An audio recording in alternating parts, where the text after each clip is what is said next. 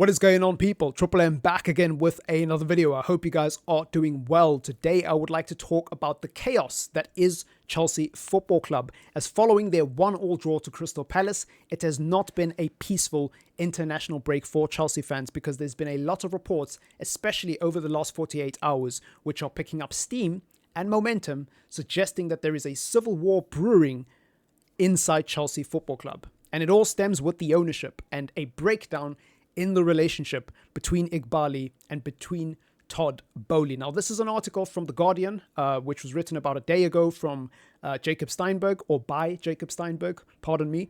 And there is also one from The Telegraph, which I believe was written by Matt Law. And there has been a handful of journalists, such as Ben Jacobs, who have posted about this news or made some sort of reports or have aggregated the news from other sources as well. So it's clear that there is definitely some credibility to these stories. Now, I'm not going to read this full article.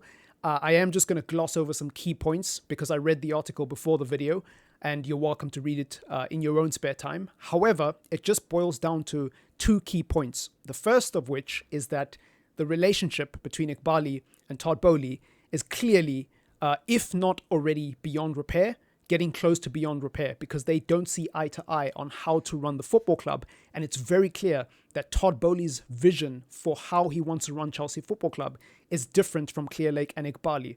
The second point is that even though Todd Boehly wants to buy out Clearlake and Ighbali, the couple of articles that I've read this morning have both mentioned one key point, that is Clearlake have no intention to sell. And so despite Todd Boehly being adamant that he wants to find some sort of resolution, which is buying Clearlake out and buying Ighbali out and essentially saying, give me your 61% and I'll give you an initial improvement on your investment. I will give you the 2 billion or the 3 billion that you were planning to make from Chelsea Football Club over the next 5 to 10 years anyways, and then you can just leave me to play my best football manager save in real life. Clearlake are saying no, essentially, according to these articles. Now, whether or not that's true, we'll just have to wait and see if that plays out. But I think what cannot be denied is that it is clear that there is a rift between these two ownership groups. And this is a problem. I mean, if I'm a Chelsea fan, right, taking off my Man United hat, taking off my red tinted glasses, and just honestly trying to put myself in the shoes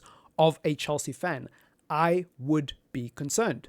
And I don't understand how there are some Chelsea fans, not a lot, but some Chelsea fans that I see online who just seem to be burying their heads in the sand and essentially saying that this is normal, there is nothing wrong with this, people are blowing things out of proportion, and that actually we do have a direction, we do have a club vision. We're signing young, we're going to sign a young core that is going to develop together, build together, and be ready to win in 3 to 4 years.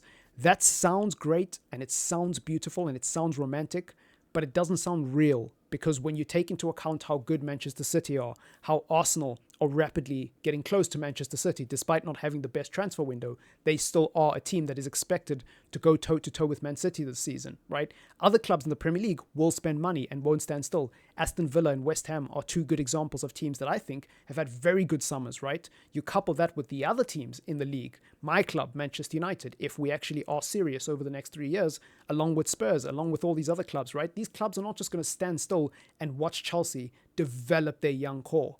They're also going to make improvements. They're also going to sign players, and there's going to be a myriad of uncontrolled variables along this pathway. So this isn't Football Manager. It's not FIFA. You can't just sign a bunch of young players and expect their attributes to just go up like all at the same time, simultaneously, and then be ready to compete in 3 years, right? It doesn't work that way in the real world. It just doesn't. And that's the thing with this model, right? I also don't just believe it, right? When Chelsea fans say it, I don't believe it. What I see when I see the way Chelsea are behaving in the transfer window is a team that is looking to become a selling club. I see Brighton, I see Dortmund, I see Ajax. All these clubs that sign really young and look to flip those players over for profit. That's what I see with Chelsea's current ownership model. And that's just me being genuine, right? And again, don't misconstrue this for me saying that Chelsea are terrible, because that's not what I'm saying at all. In fact, Chelsea might win a trophy or two. Chelsea might actually make top 4. Chelsea might actually have some decent results along the season, because they do have an exciting crop of players, especially in the attack. Midfield and defense, debatable, but the attack, Chelsea's attack looks electric this season. And I'm not just talking about the Wolves game, I'm talking about the individual quality and the potential that they have in the attack. I think Chelsea have a good squad and an exciting young squad, but I don't think that squad is going to be consistent and ready at any point, whether it's now or the next 3 years, to challenge the likes of City or Arsenal if they continue to operate like this as a club.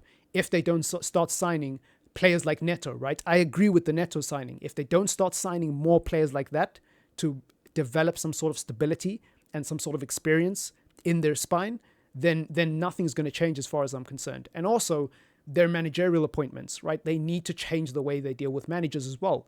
This thing of sacking managers every 18 months, it does not work, especially when the person running your club is no longer Roman Abramovich. If he was still here, I would keep my mouth shut because Chelsea would have already won something by now.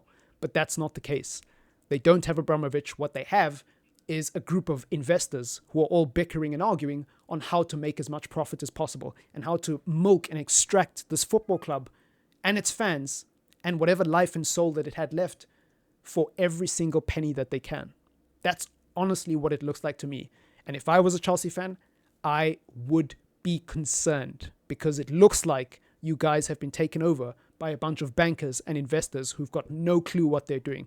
At least Todd Bowley, I believe, does have stakes in other sporting teams. Yes, they might be American, but at least he has a history of actually building sports teams, and he actually has some sort of knowledge on how to run a successful sports team.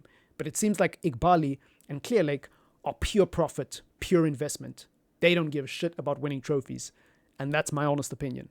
That's my honest observation. Let me know if you think I'm being harsh in the comments down below, whether you're a Chelsea fan or a rival fan. And just in general, what your thoughts are on Chelsea Football Club, even beyond the news of the potential civil war. Are you excited to watch Chelsea this season? Do you think they'll be good? Do you think they'll actually be a serious football club in the next 3 to 5 years? Let me know. I want to know your opinions down in the comments down below. Subscribe to the channel if you are new. Leave a like if you want to support the channel. And as usual, enjoy the rest of your Monday. It's been your boy Triple M. Peace.